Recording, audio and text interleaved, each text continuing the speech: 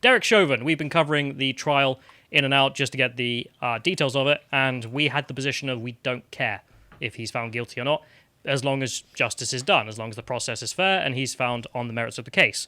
And the problem we saw with the media's perception on this was that they were presenting the prosecution side extremely well, go the prosecution, slamming down evil Chauvin, but they were not representing the defense's side at all.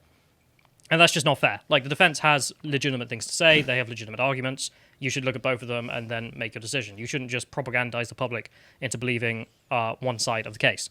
And so that's why we were covering it. Come on, that sounds quite and antiquated now, doesn't it? What? You shouldn't propagandize the public on one side of the issue. Yeah. Where have you been for the last 10 years? I am saying how things should be. I'm not saying they're ever being like this ever again by the looks of it. That ship has sailed, my friend. So this is just the situation outside where we left off, which was the city's on a knife edge, as the BBC report. So one of the interesting things is they write in here that the court is being protected by barbed wire, high barriers, and armed soldiers from the National Guard. Cities across the country are braced for protests regardless of the verdict. Because we're expecting justice. Braced for protests. Yeah, you always need the National Guard to protect yourself from protests, BBC. I love that. Like, not even going to put in riots. Nah, they're just protests. Just peaceful protests. So this didn't go that way, obviously, but the point here, in case you've just joined and you have no idea what the defense's argument is, and I can't blame you, because the media has been terrible on this. So if we can get the next one up, this is just Jack Posobiec listing the argument for the use of force. So the fact that Derek Chauvin's side was arguing that, well, we are trained to use the knee hole as exemplified by our literature, which we are given to learn how to hold people in said position, which is not a bad point. And also the fact that George Floyd was on 3 times the lethal dose of fentanyl with meth in his system, and the argument being that he, if not overdosed, at least the drugs contributed to his death and he wouldn't have otherwise died, and therefore it's not my fault. And this was evidenced by the fact that he, had 3 times the lethal dose of fentanyl in his system, and there were pills with fentanyl in them found in the car that contained his saliva. I mean, this wasn't the first time he had overdosed on fentanyl. Yeah. In fact, on these pills. So they had some very serious points, but guilty. So this was... Don't forget the fact there was no damage done to George Floyd either. So there was no bruising on his neck and so forth. So the jury, after listening to 2 weeks of testimony, witnesses, evidence, all the rest of it, deliberated for apparently 10 hours. 10 hours.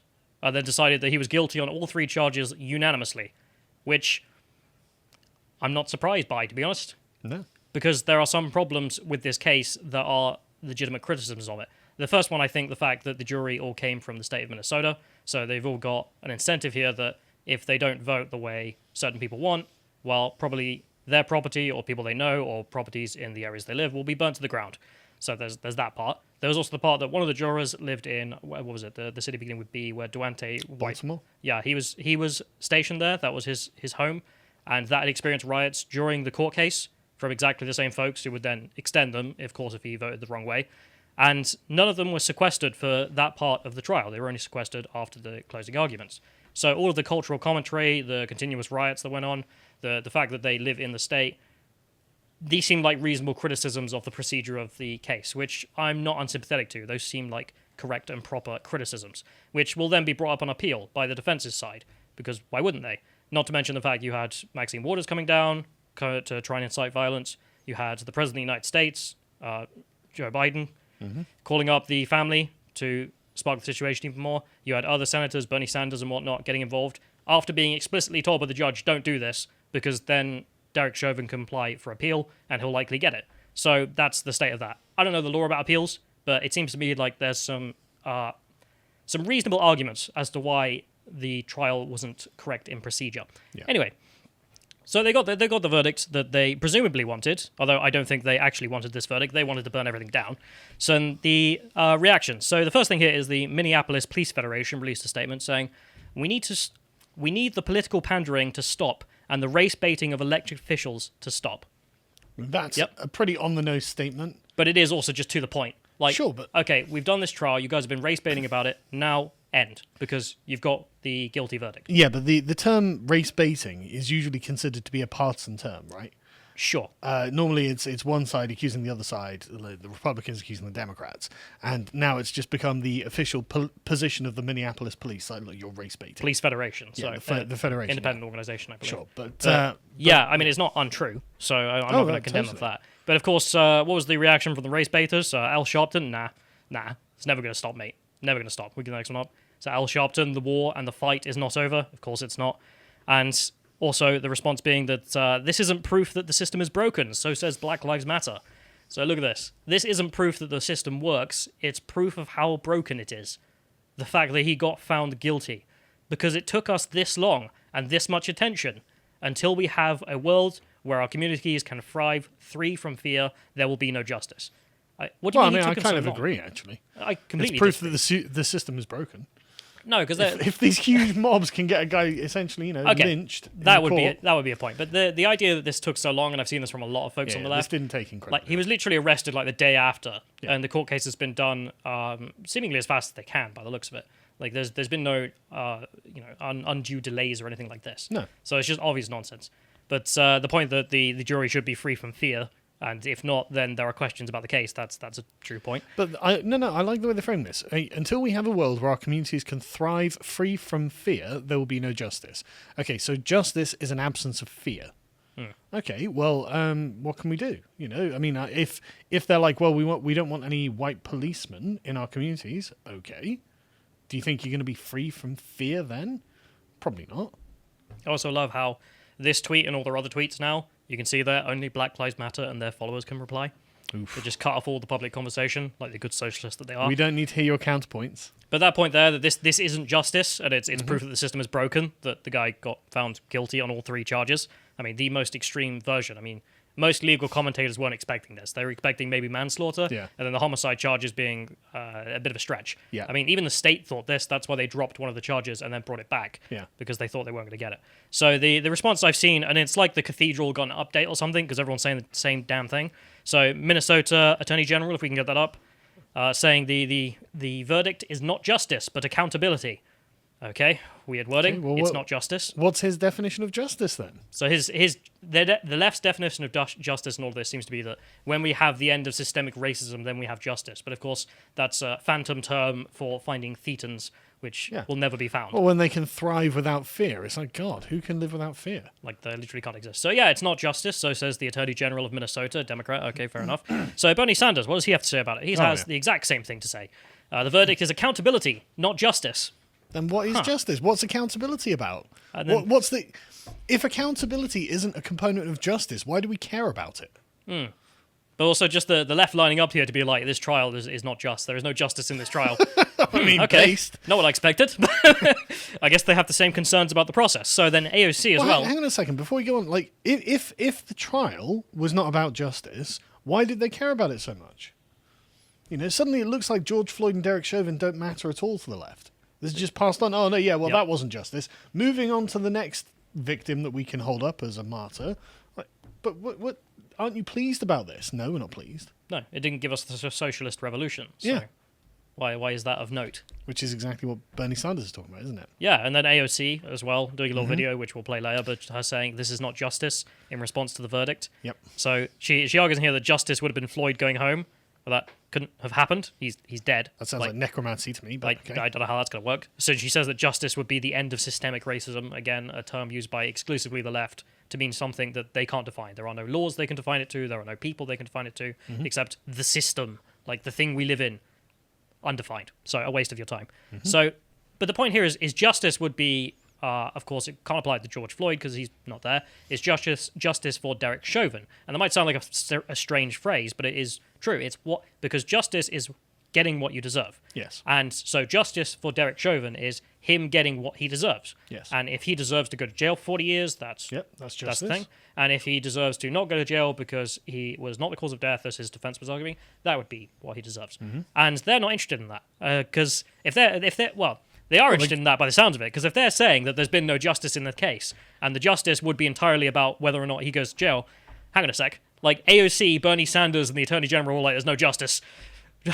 Chauvin, walk free. Godspeed. But again, you have to ask, did Chauvin not get what he deserves? And they'll be like, oh, well, that's accountability. I say, okay, well then, Justice is something that you can't define. Yeah, they don't believe it exists by the sounds of it. So if we go to the next one, this is the response I've seen from the law guys I've been quoting, because I don't know everything about law in the United States, obviously. So he's a use of force expert, law of self-defense, and he points out here, facts and law don't matter when the jury knows anything other than guilty means they and their families face serious threats of physical, social, and economic destruction. Totally true. Yeah. That's one of the things to keep in mind here. I mean, the fact that they spent weeks of evidence looking at this and then within 10 hours came to their conclusion shocked a lot of people, because it was like, well, hang on. Yeah. Like, you didn't look over all the evidence then. You had your conclusion before you went in there, which, well, if they're under the amount of threats that they clearly are, well, brings into question their judgment, doesn't it? So the other point about this that I want to bring up was that they themselves are not just interpreting this from out of the ether. A lot of their personal details have been made public. So as the post-millennial shows, everything but their names, they say here, have been exposed to the public by local press. So their profession, marital status, race, general age, and some information about immigration and moves that they've done. So if you live locally and you can tick off a bunch of boxes, you could probably guess who they were. You can probably find those people on Facebook. Yeah, if you know those details, you'd be able to find them, which is just doxing. Like, that's the local press doing their work there. And I assume the jurors know this, because I'm sure people have sent them the articles with this detail and be like, hey, did you know that basically everyone knows you're the juror? Keep that in mind when you vote. And it's not like the guy's house or previous house wasn't attacked as well with the pig's blood. Yeah, one of the witnesses. Yeah, one of the witnesses. Before they were sequestered as well. Exactly. So you know that there's a huge, angry activist contingent who are actually going to make your life hell if you don't do as they say. So it's just easier to throw Chauvin to the wolves and hope they eat someone else. So, I mean, that's a perspective from the defense, which seems absolutely true. Can't fault them on that. The Democrats seeming to agree with that as well by saying there's no justice in this case. Wasn't expecting that one. But also the activists themselves are claiming this is the case, which I also did not expect. But okay, so if we can get the next one up. So this is MSNBC talking about it, saying the verdict was not enough. The triple guilty verdict was not enough. And then if you scroll down to this guy, he notes that the commenter admits that the guilty verdict was a result of the protests and a wake-up call. It's like, yeah, saying the quiet bit out loud there, aren't you? And then we have Antifa taking credit for this verdict. No. How could they take credit for this verdict? I thought Antifa weren't an organisation. But also just them being like, yeah, we're the responsible for this verdict, not the jurors. Well, all you guys do is terrorism. So you're literally saying, like, our terrorism caused them to vote this way, which is true. I mean, give it to the defense, I guess. I don't know what else to say. So there's also the point, as previously mentioned, that Joe Biden called the family of George Floyd before they were sequestered to give them support, hoping for a guilty verdict. So, eek. He apparently has said publicly that he thought he was calling them after they were sequestered, but they weren't, and I don't know how the President of the United States could make that mistake, unless he really is as duttering and old as everyone says he is. Yeah, how would that even work? Yeah. But okay, he also called them after to congratulate the family on the guilty verdict on all three, so something for the defense to also bring up in their appeal. And his response from this is also to just give a speech, and one of the quotes from the speech has been widely circulated, was that systemic racism in the United States is a stain on our nation's soul. And again, just to bring up, no claims about racism were made in the courtroom. Everyone thinks this case is about race. No. None of the lawyers involved said anything about this being racism. None of the evidence was about racism. None of the charges were about racism. This is just something that came up out of the ether. It's just not true. I mean, there's just no evidence to suggest that Chauvin is a racist. I mean, the best they've got is he married an Asian, so... Yeah. But this is why secret alt-right, I guess. Yeah, well, yeah. But this is why the verdict of him being guilty of intentional murder is now being repackaged by the left into Derek Chauvin is guilty of being a racist. It's like, okay, but that isn't really true. And the thing is, from their own logic, if that's not really true, then the question is, why did Derek Chauvin murder George Floyd? And if they don't have an answer for that, is it true that Derek Chauvin murdered George Floyd? And it kind of undermines the whole thing. So now we have to buy in to what I would say a fiction, that Derek Chauvin is a white supremacist murderer. And I don't see any reason that we should... I mean, maybe he's a murderer, but I don't see why we should call him a white supremacist. And there are actually reasons to think that maybe he wasn't trying to kill George Floyd. Maybe it was manslaughter. Maybe it was something out of his hands entirely. But now we're stuck with the lie. We're stuck with the lie that Derek Chauvin... I don't give a damn about Derek Chauvin, but we're stuck with the lie that we now have to publicly profess that Derek Chauvin was a white supremacist murderer who murdered a black man. I mean, he wasn't charged with a hate crime. No one spoke about this in the courtroom because why would you? But it's always the background of, ooh, it must be racism because he's white and the victim is black. Yeah, there's just absolutely no evidence to suggest it. Proves absolutely nothing. And it's also the big lie that comes from the activists here. I mean, the fact that Black Lives Matter, an explicitly racist organization, is involved in this sort of thing on the basis that they believe everything is racist. Yeah. They shouldn't have any involvement in this if you're actually looking at the facts, but no one is, apparently. Except there's one person in the United States that believed justice was done. I mean, we said none of the Democrats, but one Democrat, Nancy Pelosi, saying that justice was done here. And she thanks George Floyd for sacrificing his life for that justice. We'll get into that. We'll get into a bit, but oof. Just going to leave that hanging in the air. Thank you, George Floyd, for sacrificing your life. So says Nancy Pelosi. But, I mean, this is a lady that knows all about justice. I mean, one of her own members was out there calling for violence, and in response, she made sure that she was censured from her position. No, of course she didn't. No, the vote we talked about in which the GOP was trying to get rid of Maxine Waters' position because she went down there and tried to incite violence. There was a vote on it in the House, and Pelosi and the Democrats stood with Maxine Waters' promotion of violence. They all voted to keep her there. Stunning and brave. Stunning and brave. So what are the lessons learned from this entire escapade? Well, I've got a couple of quotes I just wanted to read. So I found this quote. This is Gary Young, the former editor of The Guardian in 2005. You got to think of Guardian in the 2005. So this is left back in the day. When all non-violent democratic means of achieving a just end are unavailable, redundant or exhausted, rioting is justifiable. However, rioting should neither be celebrated or fetishized. I mean, this was the position of the left in the early 2000s, that once you've run out of democratic means, then you can riot. However, you shouldn't fetishize it because this isn't good. Rioting in and of itself is a bad thing. Yeah, it's something brave. But also that first point there, the fact that all democratic means are redundant or exhausted, that never was. Derek Chauvin was arrested on day one. He had a trial. He was convicted. You got everything you wanted. What the hell can you possibly be complaining about? Systemic racism. But them trying to be like, yes, our riots did all this. We're so glad about our riots. It's like, no, you should be ashamed of them no matter what. Yes. Because what you have done is evil. Like, you did not wait for the process to go through. He was being charged. It wasn't like the state was like... You're intimidating the witnesses and the jury. They're forcing them. That's coercion to give a certain kind of result. On the threat of a massive uprising of radical left-wing and racial activists who are going to burn down cities and shoot people. But I know if a left-winger is watching this, they'll be like, well, there was no choice, the system's racist, blah, blah, blah. No, it wasn't. They arrested him on day one and they charged him through the legal process. There was no justification for any of this. Yeah. And I want to reiterate that point. Because the thing we've learned from all this is if you recognize, like the left here, that there are no moral limits whatsoever, I mean, just use terrorism because it will get the result you want, as they are claiming, then the lesson learned is that violence will get your way. And inch by inch, we become less free. Yeah. That's what we've learned from all this. Well, this is the end of civil society. If we're going to have to demand that violence is the gold standard by which all of our society is conducted, then it's no surprise that the Minneapolis courthouse would look like a fortress. It's no surprise it looked like an occupied city, because that's what the breakdown of civil society looks like. Men with guns standing around saying this is the particular way that things are going to happen. If you disagree, we'll shoot you. But also that if you ever want to get anything done in the United States, the lesson learned from that is that, well, you ought to intimidate the witnesses, you ought to cause violence, you ought to riot, and you'll be celebrated.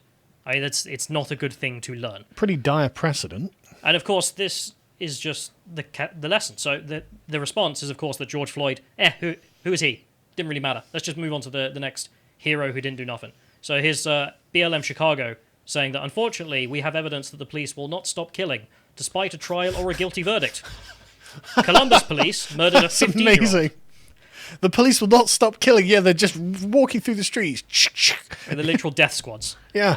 Oh, man. So they say here that the police, Columbus police, murdered a 15-year-old just 2 hours before the verdict was read in the George Floyd trial. Oh, no, okay, yeah, let's get back on Mr. Bones' wild ride and carry on, I say. So the ambulance chaser activists also, of course, turned up in response to this, so we can get the next one.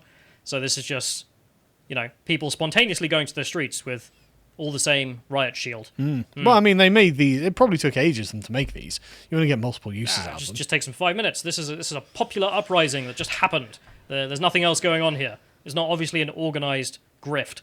And the response is, of course, just to relieve the body-worn footage. And immediately we can tell, nah, This is nothing. Oh, wow, she's holding a knife and stabbing someone. So this lady was trying to stab someone to death, and the cop shot her to death for trying to stab someone to death. And he's the evil one here. So says BLM. What was the guy who got crippled after sexually assaulting a woman? What was what?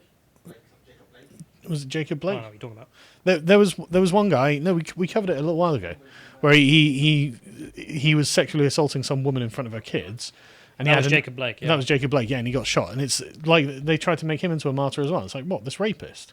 Well, no, because it's not just his past here. Like, this is in the action. She's Yeah, trying but to he stab was in someone. the action. He was in the. That's why the police were called.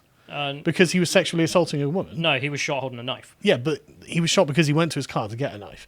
But that's because he wasn't cooperating. But the reason the police were called is because he was in the process of sexually assaulting a woman. Sure, that's why the warrant was out for him. Yeah, but yeah. He wasn't in the action of it, and then He was. he was not in the action of assaulting her when they turned up. I don't believe that's the case. I would have to check the check, notes. but I'm sure that she was phoning the police because of it, No, she was. or someone was. My understanding, I might be wrong, is she phoned the police because this had happened in the past, and then he turned up again, and then he had the knife there. I'm pretty But sure he I did it could be on the wrong. day. Could be I'll check. But the point is, like, again, another wonderful didn't do nothing martyr Yeah. who is in the process of doing something terrible. But just, we're never going to get off Mr. Bones' wild ride, No. are we? Doesn't No. matter. Doesn't matter. I mean, these jurors who were, in my opinion, and by the evidence, seem to have reasonable threat against them, which is going to be what's brought up on appeal, and there was no way of stopping that unless you try to take the jury from, say, Alaska in the middle of nowhere, or something like Yeah. that, which they could have done, and they didn't. They could have sequestered them immediately. They didn't. All the rest of it. And again, I don't care. I don't care if he's charged with manslaughter and murder and whatnot. No. But it has to be on the basis of the evidence. If the procedure is wrong and it is improper, it is right to criticize that procedure. If you enjoyed this segment from the podcast of the Lotus Eaters, you can watch the full broadcast live every weekday at 1 p.m. UK time on lotuseaters.com.